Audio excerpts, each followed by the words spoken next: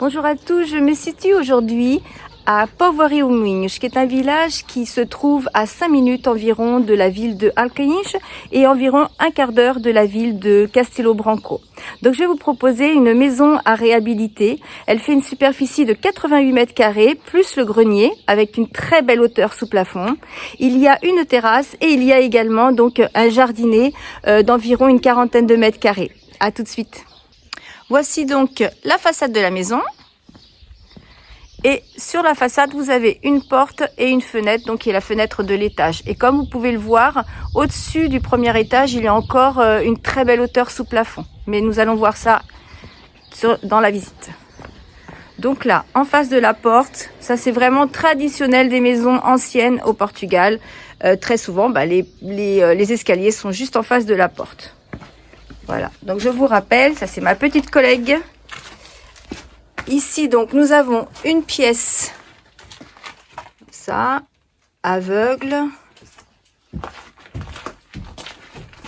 Nous passons ici à l'extérieur où là, il y a une autre pièce ample comme ça, mais qui n'est pas fermée. Voilà, donc il y a déjà un plancher en béton. Ici, il y a un petit débarras. Et ici, un autre débarras. Voilà. Là, vous avez sous les escaliers, donc un peu de rangement également, ou anciennement du rangement.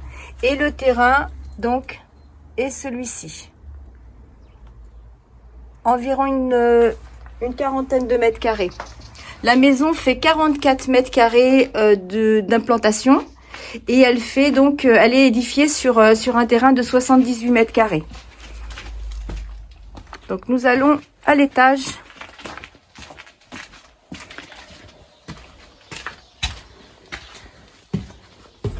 Donc le plancher en bois d'origine qui sera vraiment à changer parce qu'il est vraiment en assez mauvais état. Donc ici, il y a une pièce qui était anciennement donc la pièce de vie. Et il y a donc 2 chambres intérieures. Ça, c'est pareil, c'est aussi très caractéristique des maisons anciennes au Portugal. Donc, il faisait la pièce de vie avec une fenêtre. Donc, il y avait une ouverture. Et ensuite, il faisait les chambres intérieures. C'est pour préserver de la chaleur et du froid. Voilà. Ici, il y a également donc un accès au grenier. Mais je vous montrerai tout à l'heure lorsqu'on passera par l'extérieur, par la terrasse. C'est vraiment la petite pépite, c'est cette terrasse. Donc ici, nous allons sur la partie agrandie. Voilà. Donc là, nous avons déjà le sol qui est en béton. Il y a ici une salle de bain complète.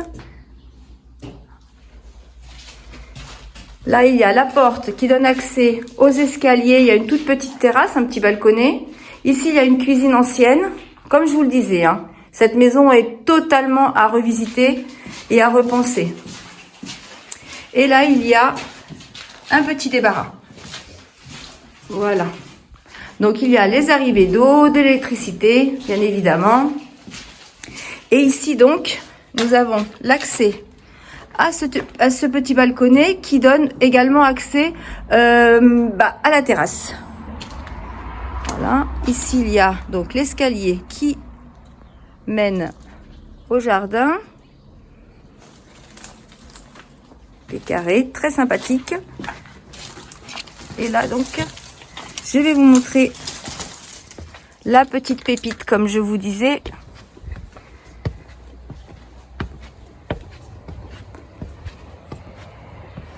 Quelques marches. Et là, nous arrivons donc sur ce toit terrasse.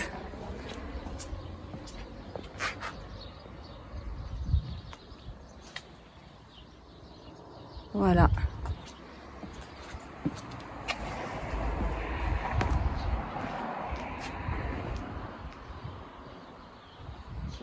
Donc le toit est en assez bon état.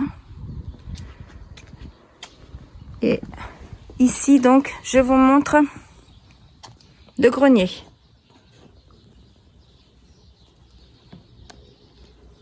Voilà.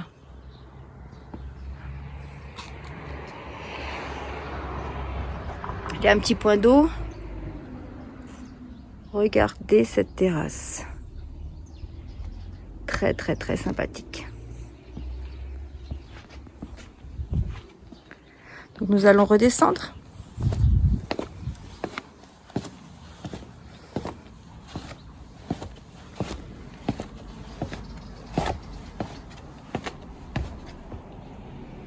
Le jardin,